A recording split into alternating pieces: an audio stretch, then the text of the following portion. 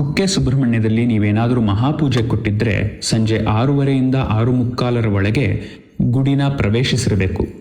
ಸಂಜೆ 7ರಿಂದ 8 ಗಂಟೆ ತನಕ ಮಹಾಪೂಜೆ ನಡೆಯುತ್ತೆ.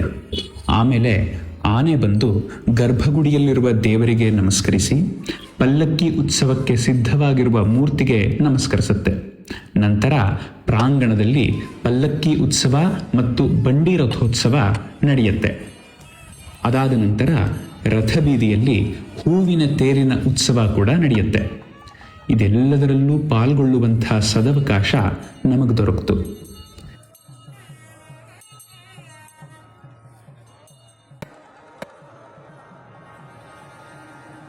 ಇದೆಲ್ಲದರ ನಂತರ ದೇವಸ್ಥಾನದಲ್ಲೇ ಪ್ರಸಾದವನ್ನು ಕೂಡ ಸ್ವೀಕರಿಸಬಹುದು. ಅಲ್ಲೇ ಇರುವಂಥ ಆದಿಸುಬ್ರಹ್ಮಣ್ಯ ದೇವಸ್ಥಾನದ ರಸ್ತೆಯಲ್ಲೇ ಇರುವಂಥ ಅಭಯ ಗಣಪತಿ ಮತ್ತು ವನದುರ್ಗಾ ದೇವಸ್ಥಾನ ಕೂಡ ನೋಡಬಹುದು. ಜೊತೆಗೆ ಅಲ್ಲೇ ಹತ್ತಿರದಲ್ಲಿ ಮರಕತ ಅನ್ನುವಂಥ ಜಾಗದಲ್ಲಿ ನದಿ ತೀರದಲ್ಲಿ ದುರ್ಗಾ ಪರಮೇಶ್ವರಿ ದೇವಸ್ಥಾನ ಕೂಡ ಇದೆ. ಅಲ್ಲಿ ತಾಯಿಯ ಆಶೀರ್ವಾದವನ್ನು ಪಡ್ಕೊಂಡು ಮಂಗಳವಾರ ಮತ್ತು ಶುಕ್ರವಾರ ಪ್ರಸಾದವನ್ನು ಕೂಡ ಸ್ವೀಕರಿಸಬಹುದು.